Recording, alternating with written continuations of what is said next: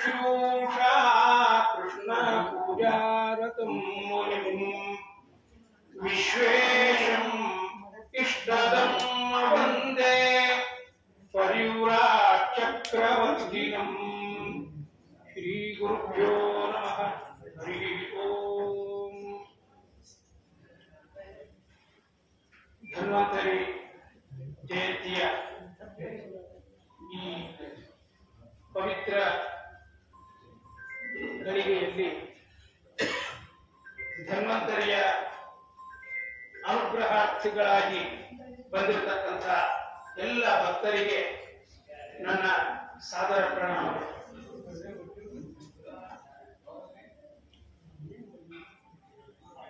ನನ್ನ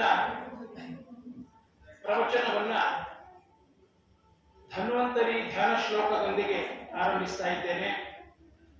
ಇಲ್ಲಿರೋ ಅನೇಕರಿಗೆ ಗೊತ್ತಿರೋ ಶ್ಲೋಕಗಳು, ಆಚಾರ್ಯರು ತಂತ್ರಸಾರ ಗ್ರಂಥದಲ್ಲಿ ಹೇಳಿರ್ತಕ್ಕಂಥ ಧನ್ವಂತರಿ ಧ್ಯಾನ ಶ್ಲೋಕ.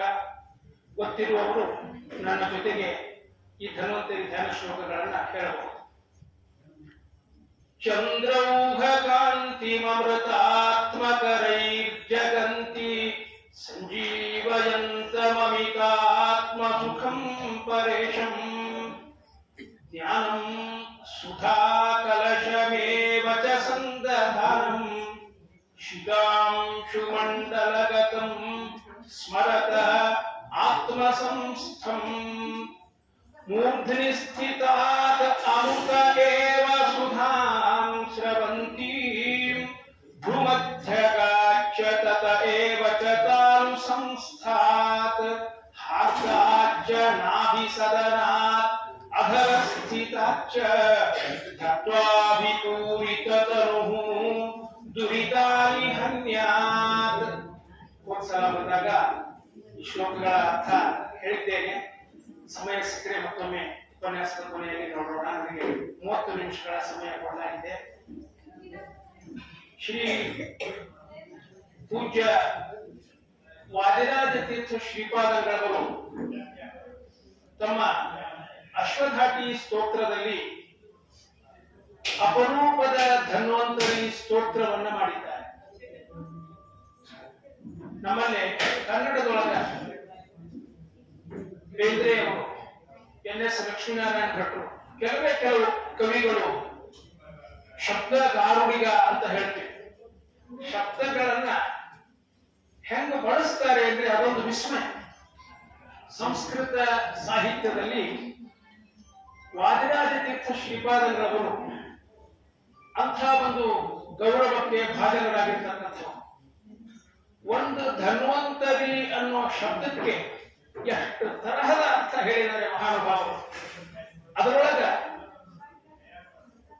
ಶಾಸ್ತ್ರದ ವೇದಾಂತದ ಸಂಗತಿಗಳನ್ನ ಪದ್ಯದ ಶೈಲಿ ಒಳಗ, ಸಾಹಿತ್ಯದ ಶೈಲಿ ಒಳಗ ಜನಸಾಮಾನ್ಯರ ಮನಸ್ಸಿಗೆ ರಂಜನ ಆಗುವ ಹಾಗೆ ಹೇಳುವುದರಲ್ಲಿ ಸಿದ್ಧಹಸ್ತ, ಸರಸ ಭಾರತಿ ವಿಲಾಸ, ಯುಕ್ತಿ ಮಲ್ಲಿಕ ಮುಂತಾದವರ ಗ್ರಂಥಗಳು ಇದಕ್ಕೆ ದೊಡ್ಡ ದೊಡ್ಡ ನಿದರ್ಶನ. ಸಮಯ ಪರಿಮಿತವಾದ್ದರಿಂದ ಈ ಶ್ಲೋಕದ ಭಾವವನ್ನ ಕೆಲವು ನಿಮಿಷಗಳಲ್ಲಿ ವಿವರಿಸ್ತಾ ಇದ್ದೇನೆ. ಪೂರ್ತಿ ಹೇಳಿಕ್ಕಾಗೋದಿಲ್ಲ. ಏನು ಧನ್ವಂತರಿ ಅಂತ ಅನೇಕರಿಗೆ ಶ್ಲೋಕ ಗೊತ್ತಿರುವಂತಹ ಶ್ಲೋಕ ಇದು. ಧನ್ವಂತರೆಂಗರುಚಿ ಧನ್ವಂತರೆಂಗರು ಧನ್ವಂತರಿ ಭವಸುಧಾ ಮನ್ವಂತರವಸತ ಮನ್ವಂತರಾಧಿಕೃತ ತನ್ವಂತರೌಷಧ ನಿಧೇ ಧನ್ವಂತರಂಗಶುಗ ಧನ್ವಂತಮಾಜಿಷುರಿ ತನ್ವಂತರಮಾಬ್ಧಿತನಯ ಶೃಣ್ವಂತರಾತ್ಮಹೃದ ತನ್ವಂತರಾವಯವ ತನ್ವಂತರಾಧಿಗರಧೌ. ಎಷ್ಟು ರಾಸಪಥ, ಅಷ್ಟೇ ಅರ್ಥ ಸುಂದರ. ಅವರು ಧನ್ವಂತರಿ ರೂಪಿ ಭಗವಂತನನ್ನ ಸ್ತೋತ್ರ ಮಾಡುವಾಗ ಆರಂಭದ ಶಬ್ದ ಧನ್ವಂತರೇ ಅಂತ ಸಂಬೋಧನೆ ಮಾಡ್ತಾ ಇದ್ದಾರೆ. ಎದುರಿಗಿರೋ ರಾಮ ಕೃಷ್ಣ ಗೋವಿಂದ ಅನ್ನೋ ಹುಡುಗರನ್ನ ನಾವು ಹೆಂಗ್ ಕರಿಬೇಕು, ಹಂಗ ಬುದ್ಧಿಸ್ಥನಾಗಿರ್ತಕ್ಕಂಥ ಸದಾ ಧ್ಯಾನಕ್ಕೆ ಒದಗತಕ್ಕಂಥ ಆ ಧನ್ವಂತರಿಯನ್ನ ಧನ್ವಂತರೇ ಸಂಬೋಧನೆ ಮಾಡಿ ಹೇಳ್ತಾ ಇದ್ದಾರೆ. ಎದುರಿಗಿದ್ದವ್ರನ್ನ ಕರೆಯುವಂತ ಧನ್ವಂತರೇ ಅನ್ನೋದು ಸಂಬೋಧನ ಧನ್ವಂತರ ರೂಪಿ ಭಗವಂತನಿಗೆ. ಮುಂದ ಅಂಗರುಚಿ ಧನ್ವಂತರೇ ಬಹಳ ಮಹತ್ವದ ವಿಶೇಷಣ. ಧನ್ವಂತರಿ ಶಬ್ದಕ್ಕ ಸೂರ್ಯ ಅಂತ ಅರ್ಥ, ಧನ್ವಂತರಿ ಶಬ್ದಕ್ಕ ಚಂದ್ರ ಅಂತ ಅರ್ಥ. ಅಮರ್ತು ಹೊಡಿತಾರ ಧನ್ವನ್ನ ತರಿ ಅಂತ ಹೊಡೆದು ಬೇರೆ ಬೇರೆ ಅರ್ಥ ಹೇಳ್ತಾರ. ಮುಂದೆ ಹೋಗುವಾಗ ಅವನ್ನ ನೋಡೋಣ. ಇಲ್ಲೇ ಅಂಗರುಚಿ ಧನ್ವಂತರೇ, ಅಂಗರುಚಿ ಅಂಗಾಂಗಗಳ ರುಚಿ ಅಂದ್ರೆ ಕಾಂತಿಯಿಂದ ಧನ್ವಂತರೇ ಸೂರ್ಯ ನೀನು. ಯಾಕ ಅಂದ್ರ ಸಂಧ್ಯಾ ವಂದನೆ ಮಾಡುವವರಿಗೆ ತಕ್ಷಣ ನೆನಪಾಗುವ ಮಾತಿದು ಏನದು? ಸದಾ ಸವಿತ್ರ ಮಂಡಲ ಮಧ್ಯವರ್ತಿ ನಾರಾಯಣ ಸರಸಿಜಾಸನ ಸನ್ನಿವಿಷ್ಟ ಕೇಯೂರವಾನ್ ಮಕರ ಕುಂಡಲವಾನ್ ಕಿರೀಟಿ ಹಾರಿ ಹಿರಣ್ಮಯ ವಪು ಧೃತಶಂಕಟಗ್ರಹ. ಸೂರ್ಯ ಮಂಡಲದಲ್ಲಿರ್ತಕ್ಕಂಥ ದೇವತೆ. ಸೂರ್ಯನಿಗೆ ಯದಾದಿತ್ಯಗತಂ ತೇಜೋ ಜಗದ್ಭಾಸಯತೇಖಿಲಂ ಯಚ್ಚಂದ್ರಮಸಿ ಯಚ್ಚಾಗ್ರೌ ತತ್ತೇಜೋ ವಿಧಿ ಮಾಮಕಂ. ಸೂರ್ಯನಲ್ಲಿ ಸೂರ್ಯನಾಗಿ, ಚಂದ್ರನಲ್ಲಿ ಚಂದ್ರನಾಗಿ, ಅಗ್ನಿಯಲ್ಲಿ ಅಗ್ನಿಯಾಗಿ ಅವರವರಿಗೆ ಶಕ್ತಿಪ್ರದನಾಗಿರ್ತಕ್ಕಂಥ ಭಗವಂತ ಯಾರು? ಧ್ಯೇಯ ಸದಾ ಸವಿತ್ರ ಮಂಡಲ ಅಂದ್ರೆ ಸೂರ್ಯಮಂಡಲ, ಮಧ್ಯವರ್ತಿ ನಾರಾಯಣ. ಅವನೇ ಧನ್ವಂತರಿ. ಧನ್ವಂತರಿ ಅಂದ್ರೆ ಆವೇಶ ಅಲ್ಲ, ಧನ್ವಂತರಿ ಅಂದ್ರೆ ಅಂಶಾವತಾರ ಅಲ್ಲ. ಧನ್ವಂತರಿ ಅಂದ್ರೆ ಯಾರು ಅಂದ್ರ ಅಂಗರುಚಿ ಧನ್ವಂತರೇ. ಯಾವನ ಕಾಂತಿ, ಯಾವನ ಪ್ರಭೆ ಅದು ಸೂರ್ಯನಲ್ಲೇ ನಿಂತುಕೊಂಡು ಅವನಿಗೆ ಕಾಂತಿಯನ್ನ ನೀಡುತ್ತದೋ. ಸೂರ್ಯ ಪ್ರತ್ಯಕ್ಷ ದೇವತಾ ಅಂತ ಹೇಳಿದ್ರು ನಮ್ಮ ಶಾಸ್ತ್ರಕಾರರು. ದೇವರಿದ್ದಾನ ಅನ್ಲಿಕ್ಕೆ ಏನು ಸಾಕ್ಷಿ ಇರಿ, ಏನೇನೇನೇನು ಬೇಡ, ಸೂರ್ಯನ ನೋಡ್ರಿ ಅಂತ. ಒಂದು ಸೂರ್ಯ ಒಂದು ಚಂದ್ರ, ಎರಡು ಧನ್ವಂತರಿ ಶಬ್ದವಾಚ್ಯ, ಎರಡು ಬರ್ತಾವೆ ಶ್ಲೋಕದೊಳಗೆ. ಹಗಲು ರಾತ್ರಿ ಆಗೋದು ಸೂರ್ಯ ಚಂದ್ರರಿಂದ, ನಮ್ಮ ಬದುಕು ನಡೆಯೋದು ಸೂರ್ಯ ಚಂದ್ರರಿಂದ. ನಮ್ಮ ಜೀವನದ ಸಮಸ್ತ ಕ್ರಿಯೆಗಳನ್ನ ಮನಸ್ಸಿನೊಳಗ ವಿಚಾರ ಮಾಡಿ ಆಮೇಲೆ ಮಾಡ್ತೀವಿ ನಾವು. ಆ ಮನಸ್ಸಿಗೆ ಪ್ರೇರಕ ಚಂದ್ರ. ಚಂದ್ರಮಾ ಮನಸ್ಸೋ ಜಾತಃ ಪುರುಷ ಸೂಕ್ತದೊಳಗೆ ಬರ್ತದ. ಮನೋಭಿಮಾನಿ ಚಂದ್ರ. ಹುಣ್ಣಿಮೆಯ ಅಮಾವಾಸ್ಯೆ ಬಂತು ಅಂದ್ರ ಸ್ವಲ್ಪ ತಲೆ ಅದೃಢ ಇರ್ತದಲ್ಲ, ಅವ್ರಿಗೆ ಸಮುದ್ರದ ಹತ್ರ ಹೋಗ್ಲಿಕ್ಕೆ ಬಿಡಬೇಡ್ರಿ ಅಂತ. ಯಾಕಂದ್ರ ಚಂದ್ರನ ಗತಿಗೆ ಅನುಸಾರವಾಗಿ ಮನಸ್ಸಿನ ಗತಿ ಬದಲಾಗ್ತದೆ ಅಂತ ಹೇಳ್ತಾರೆ. ಮನಃಶಾಸ್ತ್ರಜ್ಞರು ಒಪ್ಪಿರ್ತಕ್ಕಂಥ ವಿಷಯ ಇದು. ಅಂದ್ರ ಸೂರ್ಯ ಚಂದ್ರರು ಬರೇ ಬಾಹ್ಯ ಸೃಷ್ಟಿಯ ಮೇಲೆ ತಮ್ಮ ಪ್ರಭಾವ ಬೀರೋದಿಲ್ಲ. ಪ್ರತಿಯೊಂದು ಪ್ರಾಣಿಯ ಅಂತರಂಗದೊಳಗ ಮನಸ್ಸಿನ ಮೇಲೆ ಪ್ರಭಾವವನ್ನು ಬೀರ್ತಾ ಇದ್ದಾರೆ. ಅವರಿಂದ ಸಮಸ್ತ ಜಗತ್ತಿನ ಆಗು ಹೋಗುಗಳು ನಡೀತಾ ಇವೆ. ಆ ತತ್ವವನ್ನ ನಮಗೆ ನೆನಪಿಸಲಿಕ್ಕೋಸ್ಕರ ಧನ್ವಂತರೇಂಗರುಚಿ ಧನ್ವಂತರೇ. ಆಮೇಲೆ ಹೊಡಿತಾರೆ ಶಬ್ದ ಧನ್ವನ್ನ ತರಿ. ಧನ್ವನ್ ಅಂದ್ರ ಮರುಭೂಮಿ ಅಂತ ಅರ್ಥ ಅಲ್ರಿ. ಧನ್ವಂತರಿ ಭಗವಂತನ ವರ್ಣನ ಮಾಡುವಾಗ ಮರುಭೂಮಿ ಯಾಕೆ ಬಂತು ಅಂದ್ರ ಹೇಳ್ತಾರ, ಯಾರು ಆ ಧನ್ವಂತರಿಯನ್ನ ಹೃದಯದೊಳಗ ನಿರಂತರ ಚಿಂತನೆ ಮಾಡ್ತಾರ, ಓಂ ಧಂ ಧನ್ವಂತರಯೇ ನಮಃ ಅನ್ನೋ ಮಂತ್ರವನ್ನ ಹೇಳ್ತಾ ಮನಸ್ಸಿನೊಳಗ ಧನ್ವಂತರಿ ಆಕಾರವನ್ನ ಸ್ಮರಣ ಮಾಡ್ತಾರ, ಅವ್ರಿಗೆ ಏನು ಫಲ ಅಂದ್ರ ಅರಿತರು ಧನ್ವಂತರೇ. ಧನ್ವಂತರ ಅನ್ನುವಲ್ಲಿ ಧನ್ವನ್ ತರ ತರಿ ಅಂತ ಬಿಡಿಸಿದ್ರು. ಧನ್ವನ್ ಅಂದ್ರೆ ಮರುಭೂಮಿ. ಎಂಥ ಮರುಭೂಮಿ ಅದು? ಅರಿತರುವಿಗೆ ಧನ್ವನ್. ಅರಿ ಅಂದ್ರೆ ಶತ್ರು. ಯಾವ ಶತ್ರು? ಅಂತಃಶತ್ರು. ಹೊರಗೆ ದೊಡ್ಡ ಶತ್ರುಗಳು ಇಲ್ರಿ ನಮಗ. ಕಾಮ, ಕ್ರೋಧ, ಲೋಭ, ಮೋಹ, ಮದ, ಮತ್ಸರ, ಈ ಅಂತಃಶತ್ರುಗಳು ಅವು ಯಾರು ಧನ್ವಂತರಿ ಚಿಂತನೆ ಮಾಡ್ತಾರ ಅವರ ಹೃದಯದೊಳಗ ಬೆಳೆಯುವುದಿಲ್ಲ, ಮೊಳಕೆ ಒಡೆಯುವುದಿಲ್ಲ.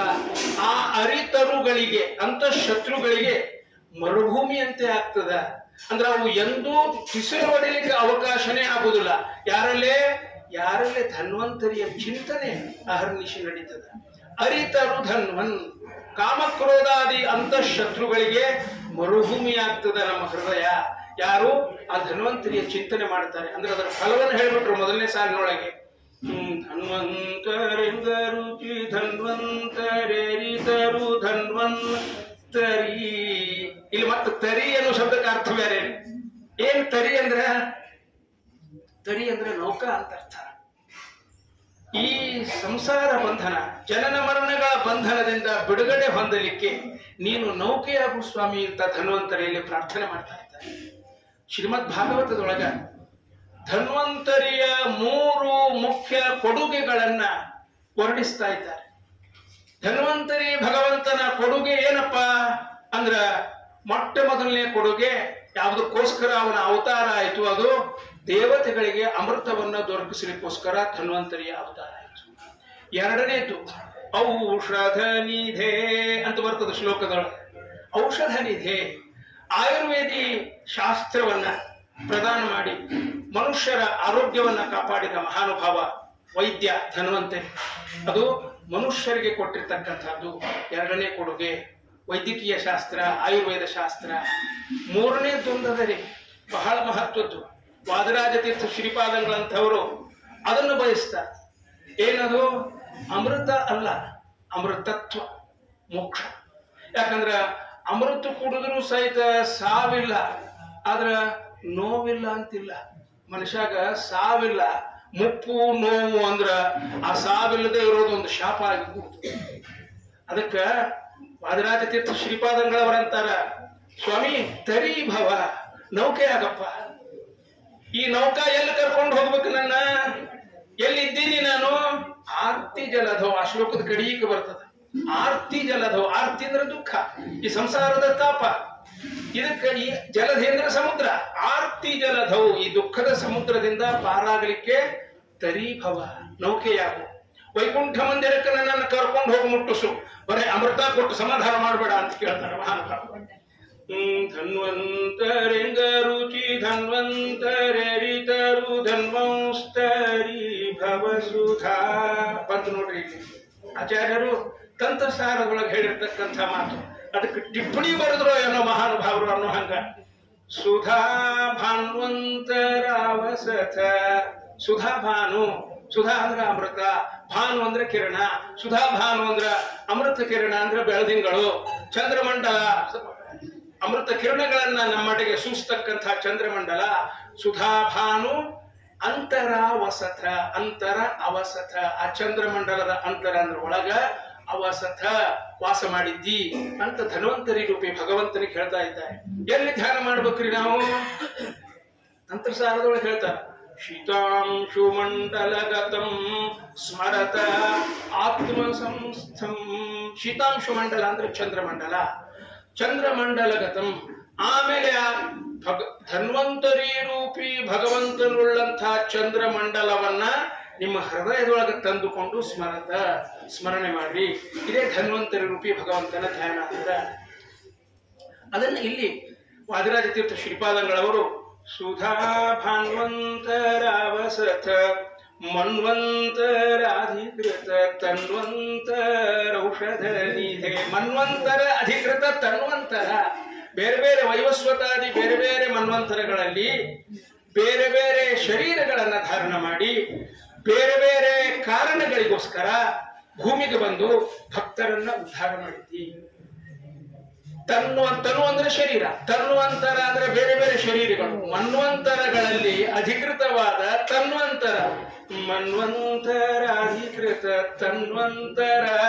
ಯಾರಿದೆಲ್ಲ ವಿಶೇಷಣ? ಔಷಧ ನಿಧೆ, ಔಷಧಗಳಿಗೆ ನಿಧಿ ಧನ್ವಂತರಿ ಸ್ವಾಮಿ.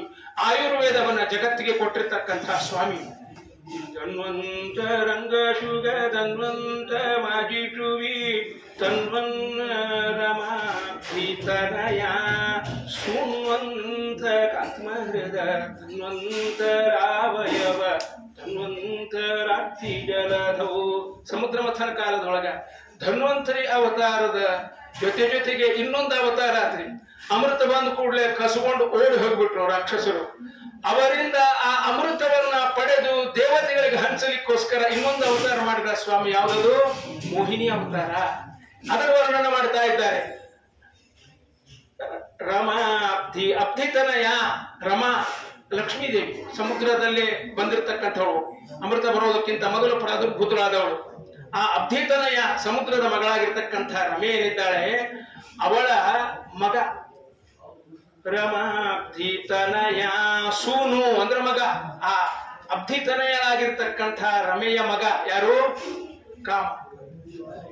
ವಿಜಯದಾಸರು ಹೇಳ್ತಾರೆ, ವಾರಿಜಾಸನ ಮನೋಜ ಈರ್ವರು ಸುತರು ಸುರತಾರಂಗಿಣಿ ತನುಜ. ಫ್ಯಾಮಿಲಿ ಪ್ಲಾನಿಂಗ್ ಅವಾಗೇ ಆಗಿತ್ತು. ನಮ್ ಭಗವಂತಗ ಎಷ್ಟು ಗಂಡು ಎಷ್ಟು ಹೆಣ್ಣು? ವಾರಿಜಾಸನ ಬ್ರಹ್ಮದೇವರು, ವಾರಿಜಾಸನ ಕಮಲಾಸನ, ಮನೋಜ ಕಾಮ, ಎರಡು ಗಂಡ್ರಿ. ವಾರಿಜಾಸನ ಮನೋಜ ಈರ್ವರು ಸುತರು ಸುರತರಂಗಿಣಿ ತನುಜ. ಸುರತರಂಗಿಣಿ ಗಂಗಾದೇವಿ ಮಗಳರಿ ಆಕಿ, ಎರಡು ಗಂಡು ಒಂದು ಹೆಣ್ಣು. ಆ ಋತಿಗೊಬ್ಬ ಕೀ ಋತಿಗೊಬ್ಬ ಅಂತೇನು ಅಲ್ಲಿಂದ ತಂದಾರ್ರಿ ಇವರು. ಇದು ನಮಗೇನು ಗೊತ್ತಿಲ್ಲದಲ್ಲ ಇದು. ಆದ್ದರಿಂದ ರಮಾಬ್ಧಿತನಯ ಸೂನು, ಆ ರಮೆಯ ಮಗ ಏನಿದ್ದಾನ ಕಾಮ, ಅವನ ಅಂತಕ, ಅವನನ್ನು ಸುಟ್ಟು ಭಸ್ಮ ಮಾಡಿದ ಯಾರು? ಮಹಾದೇವರು. ಅವನ ಸುನ್ವಂತಕಾತ್ಮ ಹೃದಯ, ಅವನ ಹೃದಯದೊಳಗ ಮೋಹ ಹುಟ್ಟಿಸಿಬಿಟ್ಟ ಈ ಮೋಹಿನಿ ರೂಪ ತಗೊಂಡು. ಸುನ್ವಂತಕಾತ್ಮ ಹೃದಯ ತನ್ವಂತರ ಮತ್ತೊಂದು ಅವತಾರ, ಮೋಹಿನಿ ಅವತಾರ. ಇಂಥ ಹೇ ಧನ್ವಂತರಿಯೇ, ಆರ್ತಿ ಜಲಧೌ ತರಿ ಭವ, ಈ ದುಃಖದ ಸಮುದ್ರದೊಳಗ ನನಗೊಂದು ನೌಕೆಯಾಗು, ಬರೇ ಅಮೃತ ಕೊಟ್ಟು ಸಮಾಧಾನ ಮಾಡಬೇಡ, ಅಮೃತತ್ವವನ್ನು ಕೊಡುವಂತ ಮಹಾನುಭಾವರಾಗಿರ್ತಕ್ಕಂಥ ವಾದಿರಾಜ ತೀರ್ಥ ಶ್ರೀಪಾದಂಗಳವರು ಕೊಂಡಾಡಿದ್ದಾರೆ. ಆ ಧನ್ವಂತರಿಯ ಸ್ಮರಣೆಯೊಂದಿಗೆ ನನ್ನ ಉಪನ್ಯಾಸವನ್ನ ಆರಂಭ ಮಾಡ್ತಾ ಇದ್ದೇನೆ. ಇಲ್ಲ ಗಾಬರಿ ಆಗಬೇಡ್ರಿ, ಗಡಿಯಾರ ಎದುರಿಗೆ ಅದ. ಈಗ ಸಮುದ್ರ ಮಥನದಿಂದ ಧನ್ವಂತರಿ ಅವತಾರ ಆತು ಅಂತ ನಮಗೆಲ್ಲರಿಗೂ ಗೊತ್ತದ. ಸಮುದ್ರ ಮಥನ ಯಾಕೆ ಮಾಡಿದ್ರು? ಬಹಳ ಮಂದಿಗೆ ಸಮುದ್ರ ಮಥನ ಆತು, ಧನ್ವಂತರಿ ಅವತಾರ ಆತು, ಮೋಹಿನಿ ಅವತಾರ ಆತು ಇದು ಗೊತ್ತದ. ಸಮುದ್ರ ಮಥನ ಯಾಕಾತು ಅಂತ ಕೇಳ್ರಿ, ಏನೋ ಆಚಾರ್ಯ ಹೇಳಿದ್ರಪ್ಪ, ನೆನಪಿಲ್ಲ. ಬಹಳ ಕಡೆ ಭಾಗವತ ಹೇಳೋರು ಇದನ್ನ ಹೇಳುದು, ಅದಕ್ಕೆ ಬಹಳ ಮಂದಿಗೆ ಗೊತ್ತಿರುವುದು. ಆದ್ರೆ ಬಹಳ ರೆಲೆವೆಂಟ್ ಮೆಸೇಜ್ ಅದ ಇದ್ರೊಳಗ. ನಮ್ಮ ಜೀವನದೊಳಗ ನಾವು ಅಳವಡಿಸಿಕೊಳ್ಳಬಹುದಾದ ಬಹಳ ಮುಖ್ಯ ಸಂದೇಶ ಈ ಕಥಾನಕದೊಳಗ ಅಡಗಿದೆ. ಆದ್ದರಿಂದ ಇದನ್ನು ಪ್ರಸ್ತಾಪಿಸ್ತಾ ಇದ್ದೇನೆ. ಘಟನಾ ಬಹಳ ಸಣ್ಣದೆ. ಒಮ್ಮೊಮ್ಮೆ ಏನಾಗ್ತದೆ ಅಂದ್ರ ಅಲಕ್ಷ್ಯದಿಂದ ಏನೋ ಪ್ರಮಾದ ಮಾಡ್ತೀವಿ, ಅದು ಬಹಳ ದೊಡ್ಡ ಏಟು ಕೊಡ್ತದ ಜೀವನದೊಳಗ. ಅಂಥ ಒಂದು ಪ್ರಸಂಗ ಇದೆ. ಒಮ್ಮೆ ಏನಾಯ್ತು ಅಂದ್ರ ದುರ್ವಾಸರು ಆಕಾಶದೊಳಗ ಸಂಚಾರ ಮಾಡ್ತಾ ಹೊರಟಿದ್ರು. ಅಲ್ಲೊಬ್ಬಕಿ ವಿದ್ಯಾಧರ ಸ್ತ್ರೀ, ಬಹಳ ಸುಂದರಿ, ಭಗವದ್ಭಕ್ತೆ, ಭಕ್ತಿಯಿಂದ ಶ್ರೀಮನ್ ನಾರಾಯಣನನ್ನ ಆರಾಧನಾ ಮಾಡಿ ಆ ಭಗವಂತನಿಗೆ ಏರಿಸಿರ್ತಕ್ಕಂಥ ಒಂದು ಪುಷ್ಪಹಾರ, ಎಂದೆಂದೂ ಬಾಡದಂಥ ಸುಗಂಧ ಭರಿತವಾಗಿರ್ತಕ್ಕಂಥ ಪುಷ್ಪಹಾರ, ಕಣ್ತುಂಬ ಭಗವಂತನನ್ನ ನೋಡಿ ಅಲಂಕಾರ ಮಾಡಿದ್ದನ್ನ ನೋಡಿ ಆನಂದ ಪಟ್ಟು ಆ ನಿರ್ಮಾಲ್ಯವನ್ನ ಪುಷ್ಪಹಾರವನ್ನ ಕೈಯೊಳಗೆ ಹಿಡ್ಕೊಂಡು ಹಿಂಗ ಹಿಡ್ಕೊಂಡು ನಗ್ತಾ ಬರ್ತಾ ಇದ್ದಾಳೆ ಆನಂದದಿಂದ. ದುರ್ವಾಸರು ದೂರದಿಂದ ನೋಡಿದ್ರು. ಆಕೆ ಹತ್ತಿರ ಬಂದು ದುರ್ವಾಸರಿಗೆ ನಮಸ್ಕಾರ ಮಾಡಿದ ಕೂಡಲೇ ಇವರೇನ್ ಅನ್ಬೇಕು, ಆ ಹಾರ ನಾನು ಕೊಡ್ತೀಯನೋ ಅಂತ ಕೇಳಿದ್ರು. ಅನಿರೀಕ್ಷಿತ ಇಲ್ಲ. ದುರ್ವಾಸರಂಥವರು ನನ್ನಂಥ ಸಾಧಾರಣ ಸ್ತ್ರೀ ಹತ್ರ ಕೊಡು ಅಂತ ಕೇಳ್ತಾ ಇದ್ದಾರೆ. ಇದಕ್ಕಿಂತ ಭಾಗ್ಯ ಇನ್ನೇನು. ತಕ್ಷಣ ಕೊಟ್ಟು ಸಾಷ್ಟಾಂಗ ನಮಸ್ಕಾರ ಮಾಡಿದ್ರು. ಸುಖೀ ಭವ ಅಂತ ಆಶೀರ್ವಾದ ಮಾಡಿ ದುರ್ವಾಸರು ಅಲ್ಲಿಂದ ಮುಂದೆ ಬರೋದಕ್ಕನ ಐರಾವತದ ಮೇಲೆ ದೇವೇಂದ್ರನ ಸವಾರಿ ಹೊಟ್ಟಿತ್ತು. ಸಕಲ ವೈಭವಗಳೊಡನೆ ದೇವೇಂದ್ರ ಬರ್ತಾ ಇದ್ದ. ದೂರದಿಂದ ದುರ್ವಾಸರು ನೋಡಿದ್ರು, ಮುಗುಳ್ನಕ್ಕರು, ಹತ್ತಿರ ಬಂದ್ರು. ದೇವೇಂದ್ರನಿಗೆ ಆ ವಿದ್ಯಾಧರೆ ಕೊಟ್ಟಿರತಕ್ಕಂಥ ಹೂಹಾರವನ್ನ ಉಡುಗೊರೆಯಾಗಿ ಕೊಟ್ಟರು. ಏನ್ ಮಾಡಿದ? ಸ್ವರ್ಗದ ಅಧಿಪತಿ ನೋಡ್ರಿ, ಸಿಂಹಾಸನದ ಮೇಲೆ ಕೂತು ಎಲ್ಲಾ ದೇವತೆಗಳನ್ನ ಆಳ ಹಿಂಗ ಮಾಲಿ ಇಸ್ಕೊಂಡ ಆನೆ ಸೊಂಡ್ಲಿಗೆ ಹಾಕ್ಬಿಟ್ಟ. ಕಾರಿಗೆ ಹಾಕ್ತಿರ್ತೀವಲ್ಲ ನಾವು, ಹಂಗ ಅದನ್ನ ಆನೆ ಸೊಂಡಲಿಗೆ ಹಾಕಿದ. ಆನಿಗೆ ಏನ್ ತಿಳ್ಕ್ರಿ, ಯಾರು ಕೊಟ್ಟದ್ದು ಯಾರು ತಗೊಂಡದ್ದು, ಹಾರ ಬಂತು, ಹಿಂಗ ಆಟ ಆಡ್ತೀವಿ, ಗಿಮಿ ತಿರುಗಿಸಿ ನೆಲಕ್ಕೆ ಫಟ್ ಅಂತ ಹೋಗಿದ್ದು, ಅದ್ರ ಮೇಲೆ ಕಾಲು ಇಟ್ಕೊಂಡು ಮುಂದೆ ಹೋಗ್ಬಿಟ್ಟು ದೂರದಿಂದ ದುರ್ವಾಸರು ನೋಡಿದ್ರು, ದುರು ನೋಡಿದ್ರು, ಹಂಗೆ ನೋಡ್ಲಿಲ್ಲ. ಎಲ್ಲ ಪಾಪಿ ಭಗವಂತನ ನಿರ್ಮಾಲ್ಯ ಕೊಟ್ರ ಆನೆ ಕಾಲೊಳಗೆ ಹಾಕಿ ತುಳಿಸ್ತೀಯ, ಸ್ಥಾನ ಭ್ರಷ್ಟ ಆಗಿ ಹೋಗುವಂತ ಶಾಪ ಹೋಗಿದ್ರು. ಐರಾವತದಿಂದ ಇಳಿದು ಓಡೋಡಿ ಬಂದು ನೋಡಿ, ಬಂದ್ರೆ ಎಲ್ಲಿದ್ದಾರೆ ದುರ್ವಾಸರು? ಅದೃಶ್ಯರಾಗ್ಬಿಟ್ಟ. ಹುಡುಕಾಡ್ಕೋತ ಅಲ್ಲದ ಎಲ್ಲೆಲ್ಲೆಲ್ಲೆಲ್ಲೂ ಕಾಣಿಸಲಿಲ್ಲ ಬ್ರಾಹ್ಮಣ. ಈ ಸುದ್ದಿ ರಾಕ್ಷಸರಿಗೆ ಮುಟ್ಟಿತು. ಎಲ್ಲ ಗುರುಬಲ ಕಳ್ಕೊಂಡಾನ, ಗುರುದ್ರೋಹ ಮಾಡಾನ ಇಂದ್ರ. ಆದ್ದರಿಂದ ನಡ್ರಿ ಅಟ್ಯಾಕ್ ಮಾಡ್ರಿ, ಆಕ್ರಮಣ ಅಂದ್ರು. ಸ್ವರ್ಗದ ಮೇಲೆ ಆಕ್ರಮಣ ಮಾಡಿ ಇಂದ್ರನನ್ನ ಪದಭ್ರಷ್ಟ ಮಾಡಿಬಿಟ್ರು. ಇಂದ್ರ ಎಲ್ಲ ದೇವತೆಗಳು ಓಡೋಡಿ ಬ್ರಹ್ಮದೇವರ ಹತ್ರ ಬಂದ್ರು. ಸ್ವಲ್ಪ ಪ್ರಾಬ್ಲಮ್ ಆಗ್ಯದ, ಸಮ ಮಾಡಿಬಿಡ್ರಿ, ಸರಿಪಡಿಸ್ಬಿಡ್ರಿ. ಏನಾಯ್ತು ನಡೆದ ಕಥೆ ಹೇಳಿದ್ರು. ಬ್ರಹ್ಮದೇವರಂದ್ರು, ಇದು ಸಣ್ಣ ಸಮಸ್ಯೆ ಅಲ್ಲ, ಇದರೊಳಗೆ ಎರಡು ತಪ್ಪಾಗ್ಯಾವ. ಏನೋ ಒಂದು ದೈವದ್ರೋಹ, ಇನ್ನೊಂದು ಗುರುದ್ರೋಹ. ಭಗವಂತನ ನಿರ್ಮಾಲ್ಯವನ್ನ ಅಲಕ್ಷ್ಯ ಮಾಡಿರಿ, ಅವಮಾನ ಮಾಡಿರಿ, ದೈವದ್ರೋಹ ಆಯ್ತು. ದುರ್ವಾಸರಂತಹ ಗುರುಗಳು, ಮಹಾನುಭಾವರು, ಅವರಿಗೆ ಅವಮಾನ ಮಾಡಿದ್ರಿ. ಎರಡೆರಡು ದೊಡ್ಡ ದೊಡ್ಡ ತಪ್ಪುಗಳಾಗ್ಯಾವ, ಇದನ್ನು ಸರಿಪಡಿಸಲಿಕ್ಕೆ ನನ್ನಿಂದ ಸಾಧ್ಯ ಇಲ್ಲ ಅಂತ ಹೇಳಿದ್ರು ಬ್ರಹ್ಮದೇವರು. ಇದನ್ನು ಯಾಕೆ ಹೇಳ್ತಾ ಇದ್ದೀನಿ ಅಂದ್ರೆ, ಅನೇಕರು ನಮ್ಮಲ್ಲಿ ಪೂಜಾ ಮಾಡುವವರು ದೇವರಿಗೆ ಏರಿಸಿದ ತುಳಸಿ ಹೂವು ತೆಗೆದು ಹಿಂಗ ಒಗೆದು ಬಿಡ್ತೀವಿ.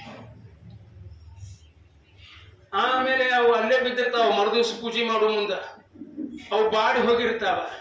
ಆಮೇಲೆ ಒಣಗಿ ಹೋಗ್ತಾವ, ದಿನ ಕಳೆದಂಗ ತೆಗೆದು ಕಸಕ್ಕೆ ಹಾಕ್ತೇವೆ. ಬಹಳ ದೊಡ್ಡ ಪ್ರಮಾದ ಇದು. ಏನಾಗ್ತದೆ, ಮನುಷ್ಯ ಸ್ಥಾನ ಮಾನ ಭ್ರಷ್ಟನಾಗ್ತಾನ ಅಂತ ಹೇಳ್ತದ ಭಾಗವತ. ಏನ್ರಿ ನಮ್ಮ ಮ್ಯಾಲಿನವ್ರಿಗೆ ನಾವೇನು ಅಂದಿದ್ದೇ ಇಲ್ಲ, ಸುಳ್ಳ ಕೆಲಸದಿಂದ ತೆಗೆದು ಹಾಕಿದ್ರು. ನಾವೇನು ಮಾಡಿದ್ದೇ ಇಲ್ಲ, ಇವ್ರಿಗೆ ಸುಳ್ಳ ನಮಗೆ ಅವಮಾನ ಮಾಡಿದ್ರು. ಎಲ್ಲ ಸುತ್ತಮುತ್ತಲ ಘಟನಾದೊಳಗ ಅಷ್ಟೇ ನಮ್ಮ ಜೀವನದ ಸ್ಥಿತಿಗಳಿಗೆ ಕಾರಣ ನೋಡಬೇಡ್ರಿ. ನಮಗೆ ತಿಳಿಲಾರ್ದಂಗ ಬಹಳ ದೊಡ್ಡ ತಪ್ಪುಗಳಿರ್ತಾವ. ಭಗವಂತನ ನಿರ್ಮಾಲ್ಯವನ್ನ ಬೇಕಾದಷ್ಟು ಹಾದಿಗಳವ. ಧನ್ವಂತರಿ ಉಪಾಸನ ಮಾಡ್ಲಿಕ್ಕೆ ಬಂದೀವಿ ನಾವು. ಆ ತುಳಸಿ ಅದನ್ನ ನೀರೊಳಗೆ ಹಾಕೊಂಡು ಕಷಾಯ ಮಾಡ್ಕೊಂಡು ಕುಡೀರಿ. ಅದರಾಗ ಒಂದು ಸ್ವಲ್ಪ ಅರಿಶಿನ ಹಾಕೋರಿ, ಒಂದು ಚಿಟಿಕಿ ಪೆಪ್ಪರ್ ಪೌಡರ್, ಒಣ ಮೆಣಸಿಂದು ಇದನ್ನ ಹಾಕೋರಿ. ನಿಮಗೆ ಶಕ್ಕಿದ್ರೆ ಒಂದು ನೆಲ್ಲಿಕಾಯಿ ಹಾಕೋರಿ, ಇಲ್ಲ ಒಂಚೂರು ನಿಂಬೆ ಹಣ್ಣು ಹಾಕೋರಿ. ನಿತ್ಯ ಮುಂಜಾನೆ ಇದನ್ನ ಹಸಿ ಹೊಟ್ಟಿಗೆ ಎತ್ತುಗೋರಿ, ನಿಮ್ಮ ಹೊಟ್ಟಿಗೆ ಇದು ಸಂಜೀವಿನಿ ಆಗ್ತದ ಅಂತ ಹೇಳ್ತಾರೆ ದೊಡ್ಡ ಸರ್ಜನ್. ನಮ್ಮ ಮನೆಯೊಳಗಿದಕ್ಕ ಡಾಕ್ಟರ್ ಅನಿಲ್ ಸಾಂಗ್ಲಿ ಅವರ ಡ್ರಿಂಕ್ ಅಂತ ಹೆಸರಿಟ್ಟಿವಿ. ಅವ್ರು ಹೇಳಿದ್ದು ದೊಡ್ಡ ಸರ್ಜನ್. ಯಾತಕ್ಕೆ ಇದನ್ನ ಹೇಳ್ತಾ ಇದ್ದೀನಿ ಅಂದ್ರೆ, ಧನ್ವಂತರಿ ಸನ್ನಿಧಾನದೊಳಗೆ ಸೇರಿವಿ, ಏನು ಆರೋಗ್ಯಕ್ಕೆ ಉಪಯುಕ್ತ ಸಲಹೆಗಳವ ಅದನ್ನ ಹಂಚೋದ್ರಿಂದ ಧನ್ವಂತರಿ ಸೇವಾ ಆಗ್ತದ ಅನ್ನೋ ಉದ್ದೇಶಕ್ಕೆ ಹೇಳ್ತಾ ಇದ್ದೇನೆ. ಈ ನಿರ್ಮಾಲ್ಯದ ತುಳಸಿ ಯಾರೋ ಕಿವಿ ಒಳಗೆ ಇಟ್ಕೋತಾರ, ಯಾರೋ ಒಂದು ದಳ ತಿಂತಾರ. ಬಾಳ ಇರ್ತಾವ್ರಿ ದೇವ್ರಿಗೆ ತುಳಸಿ. ಏನ್ ಮಾಡ್ತೀವಿ, ಎಲ್ಲ ನೀರೊಳಗೆ ಹಾಕಿ ಕುದಿಸ್ರಿ. ಮನಿ ಮಂದೆಲ್ಲ ಕಷಾಯ ಮಾಡ್ಕೊಂಡು ತಗೋರಿ. ಅದ್ರೊಳಗೆ ಒಂಚೂರು ಅರಶಿನ ಪುಡಿ ಹಾಕ್ರಿ, ಒಂಚೂರು ಪೆಪ್ಪರ್ ಹಾಕ್ರಿ, ಒಂದು ನೆಲ್ಲಿಕಾಯಿನೋ ಅಥವಾ ಒಂದು ನಿಂಬೆ ಹಣ್ಣು ಹೆಣ್ರಿ, ಪಂಚಭಕ್ಷಗಳು ಅಂತೀವಿ ನಾವು. ಒಂಚೂರು ಉಪ್ಪು ಹಾಕೋರಿ. ಡಯಾಬಿಟಿಸ್ ಇಲ್ಲದೆ ಇದ್ದವರು ಇದು ಕುದ್ದು ರೆಡಿ ಆದ ಮೇಲೆ ಒಂಚೂರು ಜೇನುತುಪ್ಪ ಹಾಕೋರಿ. ಡಯಾಬಿಟಿಸ್ ಇದ್ದವ್ರು ಜೇನುತುಪ್ಪ ಬಿಟ್ಟು ಹಂಗೆ ಕುಡೀರಿ. ಎಷ್ಟು ಮಳೆಗಾಲದೊಳಗ ಚಳಿಗಾಲದೊಳಗ ಕೆಮ್ಮು, ನೆಗಡಿ, ತಲೆನೋವು, ಎಷ್ಟೋ ಬಾಧೆಗಳಿಂದ ನಮ್ಮನ್ನು ಇದು ಸುರಕ್ಷಿತವಾಗಿ ಕಾಪಾಡುತ್ತದೆ. ಇದು ಅನುಭವದಿಂದ ಹೇಳ್ತಾ ಇರೋ ಮಾತನ್ನ. ಆದ್ದರಿಂದ ಈ ನಿರ್ಮಾಲ್ಯವನ್ನ ಭಕ್ತಿಯಿಂದ ಸೇವನೆ ಮಾಡಿ. ಮತ್ತೇನು ಮಾಡ್ಲಿಕ್ಕಾಗದೆ ಇದ್ರ ತಿನ್ರಿ ತುಳಸಿ, ಮ್ಯಾಲಿಷ್ಟು ಬಿಸಿ ನೀರು ಕುಡಿ. ಏನು ಮಾಡ್ಲಿಕ್ಕಾಗ್ಲಿಲ್ಲ ಅಂದ್ರ ಒಯ್ದು ತುಳಸಿ ಬೃಂದಾವನದೊಳಗೆ ಹಾಕ್ರಿ. ತುಳಸಿ ಹೂ ನಿರ್ಮಾಲ್ಯವನ್ನ ಮಂದಿ ಕಾಲಿಡುವಲ್ಲೇ ಹಾಕಬೇಡ, ಕೊನೆ ಪಕ್ಷ ಭೂಮಿ ಒಳಗೆ ಹಾಕ್ರಿ, ಮಂದಿ ಕಾಲಿಡದೇ ಇರುವಲ್ಲಿ. ಅದಕ್ಕೆ ಕೊಡಬೇಕಾದ ಗೌರವವನ್ನ ಕೊಡಬೇಕು. ಇದು ಮೊದಲನೇ ಸಂದೇಶ. ಎರಡನೇದ್ದು, ಜ್ಞಾನಿಗಳನ್ನ ಅವಮಾನಿಸುವ ದುಸ್ಸಾಹಸಕ್ಕೆ ಹೋಗಬೇಡಿ. ವಿಜಯದಾಸರ ಚರಿತ್ರದೊಳಗೆ ಬರ್ತದೆ, ಸಂತುಷ್ಯ ಸತಾಂ ವರಂ ದೇಹಿ ಇತಿ ನೋ ವದೇತ್, ಸಂತಪ್ಯ ಸತಾಂ ಶಾಪಂ ದೇಹಿ ಇತಿ ನೋ ವದೇತ್. ಜ್ಞಾನಿಗಳಿಗೆ, ಸಜ್ಜನರಿಗೆ ಸಂತೋಷ ಮಾಡ್ರಿ, ನೀವು ಅವ್ರ ಸೇವಾ ಮಾಡ್ರಿ. ವರ ಕೊಡ್ರಿ ಅಂತ ಕೇಳಬೇಕಾಗಿಲ್ಲ, ದೇವ್ರ ಅನುಗ್ರಹ ಮಾಡ್ತಾನೆ ನಿಮಗೆ. ಅವರು ಸಂತುಷ್ಟರಾದರೆ ಸಾಕು, ನಿಮಗೆ ಕಲ್ಯಾಣ. ಸಂತುಷ್ಯ ಸತ, ಸಜ್ಜನರಿಗೆ ಜ್ಞಾನಿಗಳಿಗೆ ಸಂತೋಷವನ್ನುಂಟು ಮಾಡಿ ವರಂ ದೇಹಿ ಇತಿ ನೋಮದೆ, ವರ ಕೊಡ್ರಿ ಅಂತ ಕೇಳಲೇಬೇಕಾಗಿಲ್ಲ. ಹಂಗೇನೆ ಸಂತರ್ಪ್ಯ ಸತ, ಜ್ಞಾನಿಗಳಿಗೆ ತಾಪ ಕೊಟ್ರಿ ಅಂದ್ರ ಶಾಪಂ ದೇಹಿ ಇತಿ ನೋಮದೆ, ಪ್ರತ್ಯೇಕ ಕೇಳಬೇಕಾಗಿಲ್ಲ ಶಾಪ ಕೊಡ್ರಿ ಅಂತ. ಅವ್ರ ಮನಸ್ಸೊಳಗ ನೊಂದುಕೊಂಡ್ರೆ ಸಾಕು ನಿಮಗ ಕೆಟ್ಟದ್ದಾಗ್ತಾ. ಈ ಎರಡು ವಿಷಯದೊಳಗೆ ಬಹಳ ಎಚ್ಚರದಿಂದ ವರ್ತಿಸ್ರಿ ಅಂತಕ್ಕಂಥ ಸಂದೇಶವನ್ನ ಇಲ್ಲಿ ಹೇಳ್ತಾ ಇದ್ದಾರೆ. ಮುಂದೆ ಏನಾತ್ರಿ, ಸ್ವಲ್ಪ ಸಂಕ್ಷೇಪದಾಗ ಕಥೆ ಮುಗಿಸ್ಬಿಡೋಣ. ಬ್ರಹ್ಮದೇವರಂತೂ ಆಗುದಿಲ್ಲ ಅಂತ ಹೇಳ್ತಾರೆ. ಮುಂದೆ ಬರ್ರಿ ನಾವು ನೀವು ಕೂಡ ಹೆಡ್ ಆಫೀಸಿಗೆ ಹೋಗೋಣ, ನಾರಾಯಣನಲ್ಲೇ ಭಗವಂತನಲ್ಲಿ ಹೋಗೋಣ ಅಂತ ಬ್ರಹ್ಮದೇವರು ಎಲ್ಲ ದೇವತೆಗಳನ್ನ ಕರೆದುಕೊಂಡು ಭಗವಂತನಲ್ಲಿಗೆ ಬರ್ತಾ ಇದ್ದಾರೆ. ಅವ ಹೇಳಿದ, ಇದು ಸಮಸ್ಯೆ ದೊಡ್ಡದಾದ್ದರಿಂದ ಪರಿಹಾರ ಸ್ವಲ್ಪ ಕಾಂಪ್ಲಿಕೇಟೆಡ್ ಅದ ಅಂತ ಹೇಳ. ಏನ್ ಮಾಡ್ಬೇಕು? ಏನಿಲ್ಲ, ಸಮುದ್ರ ಮಥನ ಮಾಡಿ ಅಮೃತವನ್ನ ಪಡಿಬೇಕು. ಅದು ಬರೀ ನಿಮ್ಮಿಂದ ಆಗೋ ಕೆಲಸ ಅಲ್ಲ. ಅದಕ್ಕ ದೈತ್ಯರ ಜೊತೆಗೆ ಸ್ನೇಹ ಸಂಧಾನ ಮಾಡ್ಕೋಬೇಕು. ದೈತ್ಯರ ಸಂಖ್ಯೆ ಸ್ನೇಹ ಮಾಡ್ಕೋಬೇಕ. ನಾವು ದೇವತೆಗಳು ಏನ್ ಮಾತಾಡ್ಲಿಕ್ಕತ್ತೀರಿ? ನಮ್ಗ ಅವ್ರಿಗೆ ಎಣ್ಣೆ ಶಿಗಿಕಾಯಿ ಸಂಬಂಧ, ಒಂದಿದ್ದಲ್ಲಿ ಇನ್ನೊಂದಿರೋ ಹಂಗಿಲ್ಲ. ಭಗವಂತ ಹೇಳಿದ, ದೊಡ್ಡ ದೊಡ್ಡ ಕಾರ್ಯಗಳನ್ನ ಮಾಡಿದ ಅಪರಾಧ ಬಹಳ ದೊಡ್ಡದದ, ಅದಕ್ಕೆ ಶಿಕ್ಷಾ ಬಹಳ ದೊಡ್ಡದದ. ಪುನಃ ನಿನಗ ಸ್ವರ್ಗದ ಸಿಂಹಾಸನ ಬೇಕಾಯ್ತು ಅಂದ್ರೆ ಇಂದ್ರ ಹೋಗ್, ದೈತ್ಯರ ಸಭಾಕ್ಕೆ ಹೋಗಿ ಅವರನ್ನ ಕೇಳಿ ಏನಾರ ಉಪಾಯ ಹೇಳಪ್ಪ ಸ್ವಾಮಿ. ಹಂಗ ಹೆಂಗ್ ಹೋಗಿ ಮಾತಾಡ್ಲಿ? ಏನಿಲ್ಲ, ನಾವು ನೀವು ಕೂಡ ಸಮುದ್ರ ಮಥನ ಮಾಡೋಣ, ಅದರಿಂದ ಅಮೃತ ಬರ್ತದ. ಮುಂದೇನು? ಅಮೃತ ಕುಡಿದ್ರ ಸಾವ ಇಲ್ಲ, ತಂಬಿಗೆ ಗಟ್ಲೆ ಕುಡಿಬೇಕಾಗಿಲ್ಲ, ಸುಮ್ಮ ಒಂಚೂರು ಹಿಂಗ ಆಚಮನ ಮಾಡಿದ್ರೆ ಸಾಕು, ಸಾವನ್ನ ಗೆದ್ದು ಬಿಡ್ತೀವಿ ಅಂತ ಇಷ್ಟು ಹೇಳು.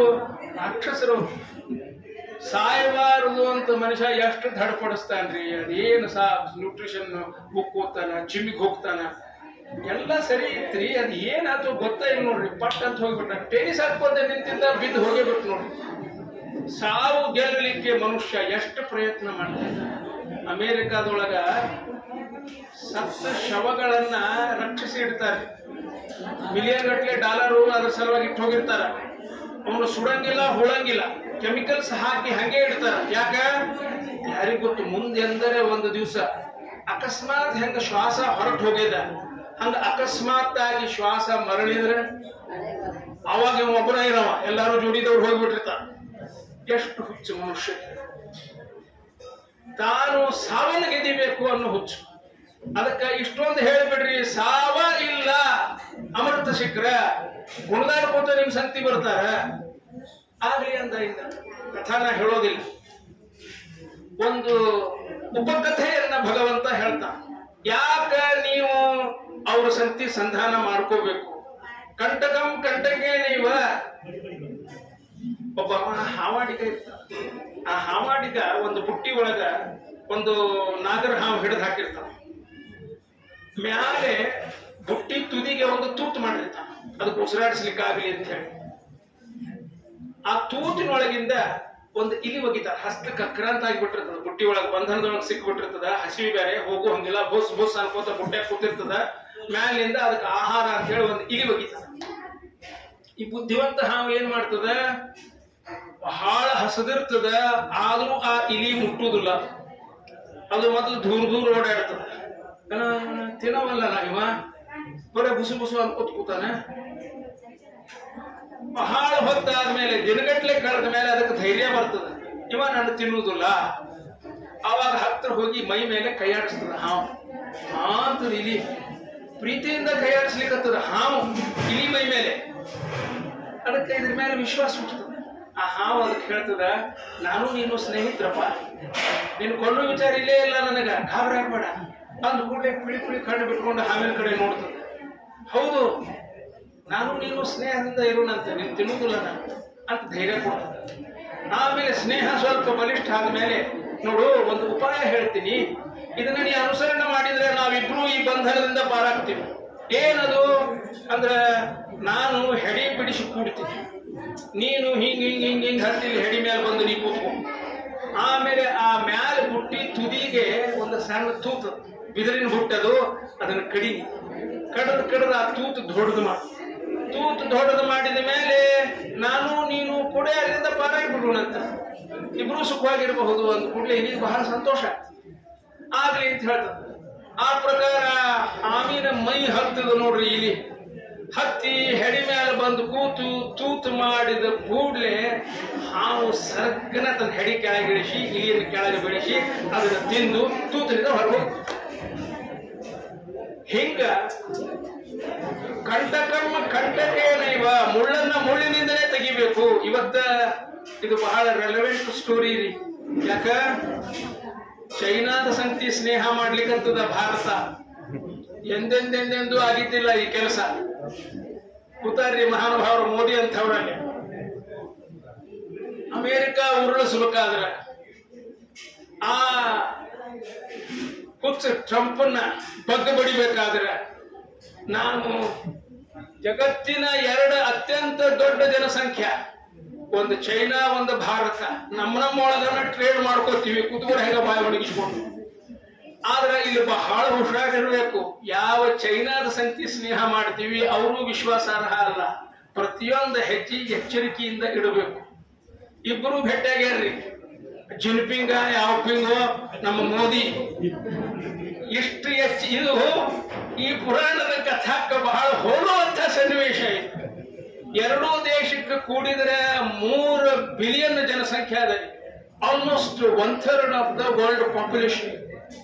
ಈ 2 ದೊಡ್ಡ ದೇಶಗಳು ಆ ಡಾಲರಿನ ಪ್ರಾಬಲ್ಯ, ಆ ಹುಚ್ಚಿನ ಪ್ರಾಬಲ್ಯ ಬಗ್ಗಬಡಿಲಿಕ್ಕೆ ಇದು ಅತ್ಯಂತ ಅನಿವಾರ್ಯ.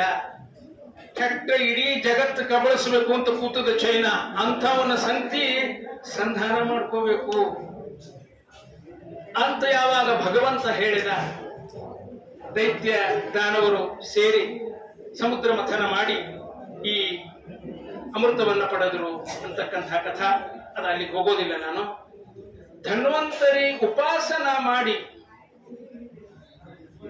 ಅವನ ಅನುಗ್ರಹಕ್ಕೆ ಪಾತ್ರನಾಗಿರ್ತಕ್ಕಂಥ ಒಬ್ಬ ಸಾಧಕನ ಒಂದು ಸಣ್ಣ ಕಥೆ ಮತ್ತು ಅವನ 3 ಸಂದೇಶಗಳು ಬದುಕಿಗೆ ಬಹುಪಯುಕ್ತ ಸಂದೇಶಗಳು. ಅದನ್ನೊಂದು ಹೇಳಿ ನನ್ನ ಉಪನ್ಯಾಸ ಮುಗಿಸ್ತಾ ಇದ್ದೇನೆ. ಮುನಿತ್ರಯರು ಅಂತ ಆಯುರ್ವೇದ ಶಾಸ್ತ್ರದೊಳಗ ಪ್ರಸಿದ್ಧಿ. ಚರಕ, ಸುಶ್ರುತ, ವಾಗ್ಭಟ. ಚರಕ ಸುಶ್ರುತರ ನಂತರ ವಾಗ್ಭಟ ಅನ್ನತಕ್ಕಂಥ ದೊಡ್ಡ ಧನ್ವಂತರಿ ಉಪಾಸಕ 2 ಗ್ರಂಥ ಬರೆದಾನ್ರಿ. ಒಂದು ಅಷ್ಟಾಂಗ ಹೃದಯ, ಇನ್ನೊಂದು ಅಷ್ಟಾಂಗ ಸಂಗ್ರಹ. ನಿಮಗೆ ಒಂದು ಉದಾಹರಣೆ ಕೊಡ್ತೀನಿ. ಸಂಶೋಧನಕಾರರು ಹೇಳ್ತಾರ, ಇಷ್ಟು ಜ್ಞಾನ ಒಬ್ಬ ವ್ಯಕ್ತಿಗಿರ್ಲಿಕ್ಕೆ ಸಾಧ್ಯ ಇಲ್ಲ. ಆದ್ದರಿಂದ ಈ 2 ಗ್ರಂಥಗಳನ್ನ ಬರೆದಿರ್ತಕ್ಕಂಥ 2 ಬೇರೆ ಬೇರೆ ವ್ಯಕ್ತಿಗಳು ಇದ್ದಿರ್ಲಿಕ್ಕೆ ಬೇಕು ಅನ್ನೋ ನಿರ್ಣಯಕ್ಕೆ ಬಂದಿದ್ದಾರೆ. ಅದರ ಕಿಮಲಭ್ಯಂ ಭಗವತಿ ಪ್ರಸನ್ನೇ ಶ್ರೀನಿಕೇತನೆ, ಆ ಧನ್ವಂತರಿ ಅನುಗ್ರಹ ಆದ್ರ ಯಾವುದು ಅಶಕ್ಯ ಅದ್ರಿ. ಸಾಂಪ್ರದಾಯಿಕವಾಗಿ ಶಾಸ್ತ್ರೀಯವಾಗಿ ಈ 2 ಗ್ರಂಥಗಳನ್ನ ಕೊಟ್ಟಿರ್ತಕ್ಕಂಥ ಮಹಾನುಭಾವ ಒಬ್ಬನೇ, ವಾಗ್ಭಟಾಚಾರ್ಯ ಅಂತ ಅವರ ಹೆಸರು. ಅವರು ಶಿಷ್ಯರ ಜೊತೆಗೆ ಸಂಚಾರ ಮಾಡ್ತಾ ಇದ್ರು. ಇನ್ನೊಂದು ವಿಷಯ ಹೇಳಿ ಕಥಾಕ್ ಬರ್ತೀನಿ. ಈಗ ವ್ರತ ಮಾಡ್ತಾ ಇದ್ದೀವಿ, ಚಾತುರ್ಮಾಸ್ಯ ವ್ರತ. ಕೇಳ್ರಿ ಪಂಡಿತರನ್ನ, ಯಾಕ ದ್ವಿದಳ ವ್ರತ, ಯಾಕ ದ್ವಿದಳಗಳನ್ನ ಬೇಳೆಕಾಳುಗಳನ್ನ ಬಿಡಬೇಕು, ಯಾಕೆ ಶಾಖ ವ್ರತದೊಳಗೆ ತರಕಾರಿ ಬಿಡಬೇಕು? 12 ವರ್ಷ ನನ್ನ ಪರಿಮಿತ ಬುದ್ಧಿಯೊಳಗ ಅನೇಕ ಶಾಸ್ತ್ರ ಗ್ರಂಥಗಳನ್ನ ಓದಿದ್ದೇನೆ, ದೊಡ್ಡ ದೊಡ್ಡ ವಿದ್ವಾಂಸರನ್ನ ಕೇಳಿದ್ದೇನೆ. ಇವತ್ತಿನ ತನಕ ನನಗೆ ಯಾರು ವ್ರತ ಮಾಡಬೇಕು ಅಂತದ ಶಾಸ್ತ್ರದೊಳಗೆ ಹೊರತು ಯಾಕೆ ಮಾಡಬೇಕು, ಈ ಕಾಲದೊಳಗ ಈ ಪದಾರ್ಥಗಳನ್ನ ಯಾಕೆ ಬಿಡಬೇಕು, ಈ ಕಾರಣ ಕಥನ ಶಾಸ್ತ್ರದೊಳಗ ಇಲ್ಲ ಅಂತ ಹೇಳ್ತಾ ಬಂದಿದ್ದಾರೆ. ಇತ್ತೀಚೆಗೆ ಉಡುಪಿಗೆ ಹೋದಾಗ ಒಬ್ಬ ಆಯುರ್ವೇದಿ ವೈದ್ಯರ ಜೊತೆಗೆ ಹೀಗೆ ಚರ್ಚೆ ಮಾಡ್ತಾ ಅವರು ಈ ವಾಗ್ಭಟನ ಅಷ್ಟಾಂಗ ಹೃದಯದೊಳಗ ವಿಸ್ತಾರವಾಗಿ ಯಾಕ ವ್ರತದೊಳಗ ಇಂತಿಂಥ ಸಮಯದೊಳಗ ಇಂತಿಂಥ ಆಹಾರ ಪದಾರ್ಥ ಬಿಡಬೇಕು ಅನ್ನೋದ್ರ ಬಗ್ಗೆ ವಿಸ್ತಾರವಾಗಿ ವಿವೇಚನೆ ಮಾಡಿದ್ದಾನೆ ಈ ವಾಗ್ಭಟ. ಇದು ಒಂದು ದೃಷ್ಟಾಂತ. ನಿಮಗೆ ಅನೇಕ ರೋಗಗಳಿಗೆ ನಮಗ ವೈದ್ಯಕೀಯದೊಳಗ ಉತ್ತರ ಇಲ್ಲ. ವಾಗ್ಭಟನ ಗ್ರಂಥದೊಳಗ ರಹಸ್ಯ ವಿಷಯಗಳನ್ನ, ಸಾಧಾರಣ ಅನೇಕರಿಗೆ ಗೊತ್ತಿಲ್ಲದೆ ಇರತಕ್ಕಂತಹ ವಿಷಯಗಳನ್ನ ಅಲ್ಲಿ ವಿವೇಚಿಸಿದ್ದಾನೆ. ಆಯುರ್ವೇದಿ ಕಾಲೇಜಿನೊಳಗ ಅವು ಟೆಕ್ಸ್ಟ್ ಬುಕ್ಗಳು, ಆಯುರ್ವೇದಿ ವಿದ್ಯಾರ್ಥಿಗಳಿಗೆ ಡಾಕ್ಟರ್ಗಳಿಗೆ ಸುಪರಿಚಿತ ಗ್ರಂಥಗಳು. ಅಂತ ಈ ಮಹಾನುಭಾವ ಭಟ ದೊಡ್ಡ ಧನ್ವಂತರಿ ಉಪಾಸಕ. ಸಂಚಾರ ಮಾಡ್ತಾ ಶಿಷ್ಯರ ಜೊತೆಗೆ ಹೋಗ್ತಾ ಇದ್ದಾನೆ. ಆಯಾಸ ಆಯ್ತು. ಒಂದು ಮರದ ಕೆಳಗೆ ಮಲಗಿದ. ಮರದ ಮೇಲೆ ಒಂದು ಹಕ್ಕಿ ಕೊರಕ್ ಕೊರಕ್ ಅಂತ ಸಪ್ಪಳ ಮಾಡ್ತೀವಿ. ವಿಶ್ರಾಂತಿ ಮಾಡುತ್ತಿದ್ದವ ಎದ್ದು ನಿಂತು ಬಿಟ್ಟ. ಎದ್ದು ನಿಂತು ಕೈ ಮಾಡಿ ಹೀಗೆ ಕೈ ಮಾಡಿದ. ಅದು ಮತ್ತೆ ಕೊರಕ್ ಕೊರಕ್ ಅಂತ. ಅವಾಗ ಇವ ಅದಕ್ಕೆ ಕೈ ಮಾಡಿ ಉತ್ತರ ಕೊಟ್ಟ, ಋತಭುಕ್ ಮಿತಭುಕ್ ಹಿತಭುಕ್. ಶಿಷ್ಯರಂದ್ರು ತಲಿನ ಕೆಟ್ಟು ಹೋತು, ನೀ ಗುರುಗಳಿಗೆ ಅದು ಹಕ್ಕಿ ಸಪ್ಪಳ ಮಾಡ್ತದ, ಇವ್ರು ಉತ್ತರ ಕೊಡ್ತಾರ. ಆ ಮಾತಿಗೂ ಅರ್ಥ ಇಲ್ಲ, ಈ ಮಾತಿಗೂ ಅರ್ಥ ಇಲ್ಲ. ಮುಂದೇನಾದ್ರಿ ಒಂದು ಚಮತ್ಕಾರದ ಘಟನಾ ನಡೀತು. ಆ ಹಕ್ಕಿ ಮರದಿಂದ ಇಳಿದು ಇವನ ಹತ್ರ ಬಂತು. ಅಡ್ಡ ಮಲಗಿದ. ಇವನ ಬಲಗಿವಿ ಹತ್ರ ಬಂದು ಕೆಲವು ಮಾತುಗಳನ್ನ ಹೇಳಿತು. ಯಾರ್ಯಾರ್ಯಾರಿಗೂ ಅರ್ಥ ಆಗಲಿಲ್ಲ. ಇವನ ಕಣ್ಣೊಳಗ ಆನಂದ ಬಾಷ್ಪ. ಹಕ್ಕಿ ಹಾರಿ ಹೋಗ್ತು. ಆಮೇಲೆ ಶಿಷ್ಯರು ಕೇಳ್ತಾ ಇದ್ದಾರೆ, ಏನ್ ಹೇಳ್ತೀವಿ ಹಕ್ಕಿ? ಅವ ಹೇಳ್ದ, ಕೋ ರಕ್ ಅಂತ ಕೇಳ್ತೀವಿ. ಕಹಾ ರಕ್ ಅಂದ್ರೆ ರಕ್ಷತಿ, ಆಯುರ್ವೇದ ವಿದ್ಯೆಯನ್ನ ಯಾರು ರಕ್ಷಣೆ ಮಾಡ್ತಾರ ಅಂತ ಪಕ್ಷಿ ಕೇಳ್ತೀವಿ, ಕೋ ರಕ್. ಅದಕ್ಕೆ ನಾನು ಉತ್ತರ ಹೇಳಿದೆ, ಋತಭುಕ್ ಹಿತಭುಕ್ ಮಿತಭುಕ್. ಋತಭುಕ್ ಅಂದ್ರ ಋತುಕಾಲದ ಅನುಸರಣೆ ಮಾಡಿ, ಚಾತುರ್ಮಾಸ್ಯ ವ್ರತದ ಅನುಸರಣೆ ಮಾಡಿ ಆಹಾರವನ್ನು ಭುಂಜಿಸುವವ ಅಂತ ಒಂದರ್ಥ. ಋತ ಅಂದ್ರೆ ಸತ್ಯ ಅಂತ ಅರ್ಥ, ಪ್ರಾಮಾಣಿಕ ಅಂತ ಅರ್ಥ. ಉಣ್ಣುವ ಆಹಾರವನ್ನ ಪ್ರಾಮಾಣಿಕವಾಗಿ ದುಡಿದು ಉಣ್ಣುವವ. ಆದ್ದರಿಂದ ದೇಹಕ್ಕೆ ಸಾಧನೆಗೆ, ಆಧ್ಯಾತ್ಮಿಕ ಸಾಧನೆಗೆ ಅದು ಉಪಯೋಗ ಆಗುವಂತೆ ನೋಡ್ಕೋತಾನೆ. ಮೊದಲನೇದು ಋತಭುಕ್, ಎರಡನೇದು ಹಿತಭುಕ್. ಊಟ ಮಾಡುವವರು ಈ ಆಹಾರದಿಂದ ದೇಹಕ್ಕೆ ಪೋಷಣೆ ದೊರೀತದೋ ಇಲ್ಲೋ, ಬರೀ ಹೊಟ್ಟಿ ತುಂಬುತ್ತದೋ ಈ ವಿಚಾರ ಮಾಡಬೇಕು. ಹಿತಭುಕ್ ಅಂದ್ರೆ ದೇಹಕ್ಕೆ ಶಕ್ತಿಪ್ರದವಾಗಿರ್ತಕ್ಕಂಥ ಆಹಾರವನ್ನು ಊಟ ಮಾಡಬೇಕು. ಬಹಳ ಶಕ್ತಿ ಬೇಕ್ರಿ, ಬಹಳಷ್ಟು ತಿಂತೀವಿ ಅಂದ್ರ ಮಿತಭುಕ್. ಹೊಟ್ಟಿ ಒಳಗ ಜಾಗ ಉಳಿಸ್ಬೇಕು. ಪಂಚಭೌತಿಕ ಶರೀರ ಇದು. ಇದ್ರೊಳಗ ಬರೇ ಪೃಥ್ವಿ ಒಳಗ ಬೆಳೆದ ಸಸ್ಯಗಳು ಕಾಳುಗಳು ಇದರಿಂದ ತುಂಬಬಾರದು. ಪಂಚಭೂತಗಳಲ್ಲೇ ವಾಯು ಅದ, ಆಕಾಶ ಅದ. ಜಾಗ, ಆಕಾಶ ಅಂದ್ರೆ ಏನು? ಅವಕಾಶ. ಹೊಟ್ಟಿ ಒಳಗೆ ಜಾಗ ಬಿಡಬೇಕು. ಆ ಜಠರಾಗ್ನಿ ಪ್ರಜ್ವಲಿಸಲಿಕ್ಕೆ ಅವಕಾಶ ಇರಬೇಕು. ವಾಯು ಆಕಾಶಕ್ಕ ಅವಕಾಶ ಇಟ್ಟು ಊಟ ಮಾಡ್ರಿ. ಮಿತಭುಕ್ ಅಂದ್ರ ಇನ್ನೂ ಸ್ವಲ್ಪ ಜಾಗ ಇದ್ದಾಗೆ ಊಟ ಮಾಡೋದು ನಿಲ್ಲಿಸಿ ಹೋಗ್ತದ. ಹಾಕಿದ್ರೆ ಇನ್ನೊಂದೆರಡು ಉಂಡಿ ಹೋಗ್ತಾವ ಅಲ್ಲ, ಸಾಕು. ಹಿಂಗ ಋತಭುಕ್ ಮಿತಭುಕ್ ಹಿತಭುಕ್ ಅಂತ ನಾನು ಹೇಳಿದಾಗ ಇವನೇ ಆಯುರ್ವೇದ ರಕ್ಷಣೆ ಮಾಡವ ಅಂತ ಧನ್ವಂತರಿ ರೂಪದಲ್ಲಿರ್ತಕ್ಕಂಥ ಹಕ್ಕಿ ಗುರುತಿಸಿ ನನ್ನ ಕಿವಿ ಒಳಗೆ ಬಂದು, ಇಂಥಲ್ಲಿ ಬಾ, ಆಯುರ್ವೇದಿ ವೈದ್ಯದ ರಹಸ್ಯಗಳನ್ನ ನಿನಗೆ ಉಪದೇಶ ಮಾಡ್ತಾ ಇದ್ದೇನೆ ಅಂತ ಹೇಳಿದ. ನಾನು ಧನ್ವಂತರಿ ಭಗವಂತನನ್ನ ಪ್ರತ್ಯಕ್ಷ ಕಂಡು ಆಯುರ್ವೇದಿ ವಿದ್ಯೆಯ ರಹಸ್ಯಗಳನ್ನ ಪಡಿತಾ ಇದ್ದೇನೆ. ಭಗವಂತನ ಅನುಗ್ರಹ ನನಗಾಗಿದೆ ಅಂತ ತನ್ನ ಶಿಷ್ಯರಿಗೆ ಹೇಳಿದ ಅನ್ನುವಲ್ಲಿಗೆ ಆ ವಾಗ್ಭಟನ ಕಥಾನಕ ಮುಕ್ತಾಯವಾಗ್ತಾ ಇದೆ. ಸಂದೇಶ ಬಿಡಿಸಿ ಹೇಳುವ ಅಗತ್ಯ ಇಲ್ಲ. ಆ ವಾಗ್ಭಟ ಹೇಳಿರ್ತಕ್ಕಂಥ 3 ನಿಯಮಗಳನ್ನ ಜೀವನದಲ್ಲಿ ನಾವೆಲ್ಲರೂ ಸಾಧ್ಯವಿದ್ದ ಮಟ್ಟಿಗೆ ಅಳವಡಿಸಿಕೊಳ್ಳಬೇಕು. ಓಂ ಧಂ ಧನ್ವಂತರಯೇ ನಮಃ ಅನ್ನೋದನ್ನ 10 ಸಲ ಹೇಳಿ ಧನ್ವಂತರಿ ಧ್ಯಾನದ ಮೂಲಕ ಈ ಸತ್ಸಂಗವನ್ನ ಕೊನೆಗೊಳಿಸ್ತಾ ಇದ್ದೇನೆ. ಮಧ್ವಾಂತರ್ಗತ ಶ್ರೀಕೃಷ್ಣ. ನನ್ನ ಜೊತೆಗೆ